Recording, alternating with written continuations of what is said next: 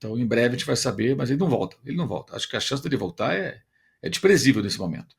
E o Flamengo não quis. O que se fala é que ele, aspas, só joga em transição.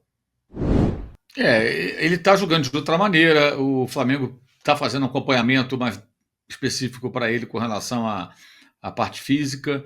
E ele tem aí uma situação mais favorável, mais confortável em campo, né?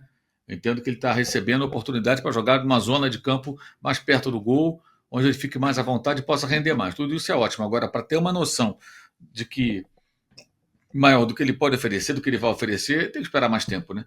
Ainda é um recorte muito curto. Acho que só daqui a alguns meses a gente vai ter uma ideia se o Arrascaeta de fato vai ser um jogador mais confiável do ponto de vista físico, consequentemente técnico. Mas, sem dúvida, a temporada ótima dele até aqui, mas assim, acho que é pouco tempo ainda. Pouco tempo. Vai ter muito jogo ainda pela frente. Vamos ver como é que ele vai conseguir se sair daqui para frente aí na parte mais pesada da temporada, que está só começando.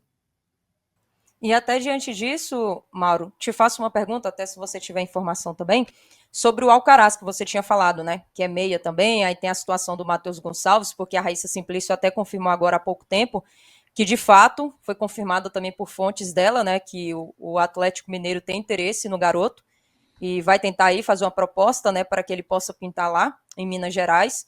E sobre o Alcaraz, ele, por exemplo, se encaixa muito, né, nesse perfil, por exemplo, de um cara novo, que tem perna, que tá bom fisicamente, que tem fôlego, vigor e tudo mais, né? E o torcedor sempre fala: Alcaraz está arrebentando na Premier League, poderia se encaixar no Flamengo, mas é só no Flamengo que não presta, sendo que ele além de ser novo, ele poderia trazer, né, essa rodagem para o próprio Arrascaeta em alguns jogos, ou pelo menos em alguns momentos, né, na minutagem, enfim. Quais informações que você possa ter aí, Mauro, atualmente, né, sobre o Alcaraz e também sobre o Matheus Gonçalves? Matheus Gonçalves não sei rigorosamente nada, tá? Não tenho nenhuma informação sobre isso.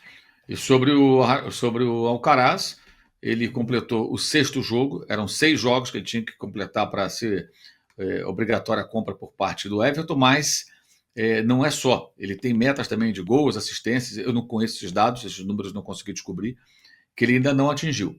O interessante é que o Everton estava colocando o jogador no banco para não atingir a meta. Era muito claro que o objetivo do time inglês era não atingir a meta, fala Flamengo, vou ficar com o jogador, mas não vou pagar o que a gente combinou, quero um desconto. Eu não tenho obrigação de comprar, senão eu te devolvo o jogador. Só que o Flamengo diz que, isso em off, claro, né, que tem pelo menos 2 times ingleses interessados. E acredito que ele voltou a ser escalado, e eu acho que faz todo sentido, nesses 2 últimos jogos como titular, depois de ficar 4, 5 jogos no banco, entrando sempre no segundo tempo, porque o Everton agora quer ficar com o jogador. A torcida aplaudiu muito ele na saída de campo, inclusive o time venceu o Fulham de virada 3-1 em Londres, fora de casa, no sábado. Ele deu o passe para o terceiro gol, o gol do Beto, e ele está bem lá. Então, o Everton agora estaria preocupado em que atingir as metas para poder comprar o jogador. Porque se ele não atingir as metas, pelo que apurei, o Flamengo não é obrigado a vendê-lo. Então, digamos que ele fez 6 jogos, mas não bate a meta de gols.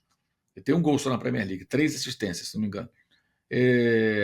Aí o Everton quer comprar, o Flamengo pode falar: não atingiu a meta, não sou obrigado a vender, vou vender para um outro clube que quer comprar pagando mais, por exemplo.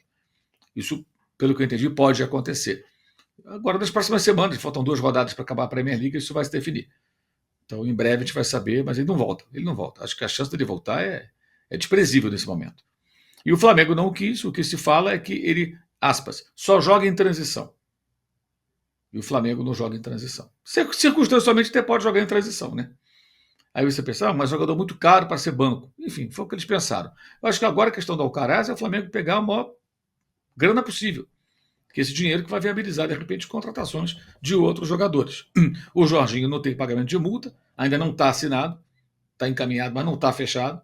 Fechado é quando está assinado. Está bem encaminhado, mas não assinou.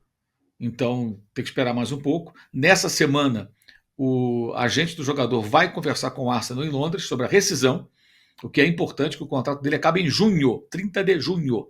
E o Mundial começa no dia 14 de junho. Então, para ele poder jogar no Flamengo Mundial, ele tem que ser liberado pelo Arsenal. Se o Arsenal liberar, ok. Mas aí ele tem dinheiro para receber de bonificação. Mas para isso tem que terminar o contrato. Para terminar antes, talvez o clube inglês fale: olha, eu não vou pagar esse bônus aqui, você quer sair antes? Aí ele vai ter que abrir mão de alguma coisa. O Flamengo, pelo que apurei, não vai pagar mais nada. Paga o que está combinado. paga o salário dele de junho se ele começar a trabalhar no Flamengo dia 1º/6. Mas cobrir premiação que ele tem direito, aí ele negocia com o Arsenal. O entendimento do Flamengo é, se o jogador quer jogar o Mundial, talvez tenha que abrir mão de alguma coisa. Ele que resolva com o Arsenal, o Flamengo vai pagar ele aquilo que foi proposto, que é um excelente salário. Não é o do Memphis Depay, tá? Mas seria o maior salário do Flamengo, com toda certeza. É mais baixo. A gente sabe como tem o do Depay, todo mundo fala aí. Mas é um salário alto, acho que o maior do clube, quase com certeza, que aí vai ter luvas e tudo, e o jogador chegaria, aí depende. Se por acaso o Arsenal não liberar, ele não quiser abrir mão, ele vai ter que se entender com o Flamengo para chegar só em julho, e ele não joga o Mundial. Mas eu entendo que ele também quer jogar o Mundial. Ele quer jogar o Mundial. A chance dele jogar contra o Chelsea, dele tentar chamar a atenção, ele quer voltar para a seleção italiana. E esse evento é uma oportunidade que ele tem, né, de ser visto e chamar a atenção positivamente. Então, vai depender muito dele. Isso tudo vai se definir nos próximos dias. Nessa semana deve haver a reunião do agente dele lá em Londres com o Arsenal, que agora já saiu da Liga dos Campeões. O campeão inglês é o Liverpool. Ele apenas tenta ali segurar a segunda colocação, vai para a próxima Champions League, né? E está revendo agora, começou agora a pensar do seu elenco para a próxima temporada. Ele não fica, mas tem esses detalhes a serem acertados. Mas o jogador deverá ser do Flamengo. Só não está fechado e não tem, gente, não tem pré-contrato. É contrato. Pré-contrato seria em janeiro. É contrato que ele vai assinar numa data específica. Para ser 1º de junho, tem que residir com o clube inglês. O Flamengo enfrenta alguma concorrência, Mauro, para o Jorginho, ou está muito bem encaminhado? Tem um clube chamado Neon que teria interesse nele, mas não formalizou uma proposta.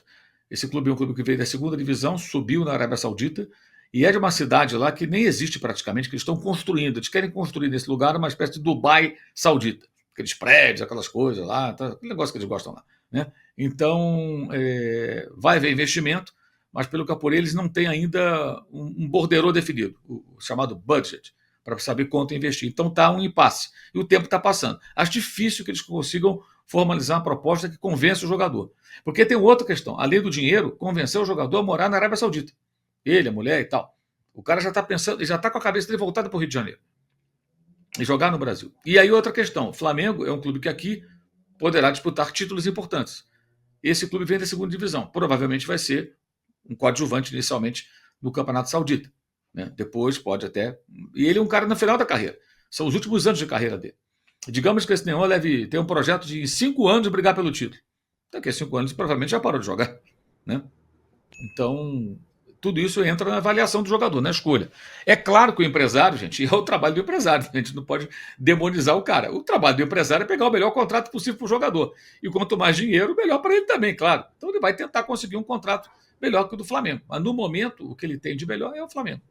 Não tem nenhuma proposta concreta da Itália, embora tenha prospectado por lá. Tudo estava favorecendo o Flamengo com relação a ficar com esse jogador. E uma coisa que fala-se muito, que ele tem muitas lesões, ele se machucou agora, mas ele não tem um histórico de lesões assim seríssimo, não.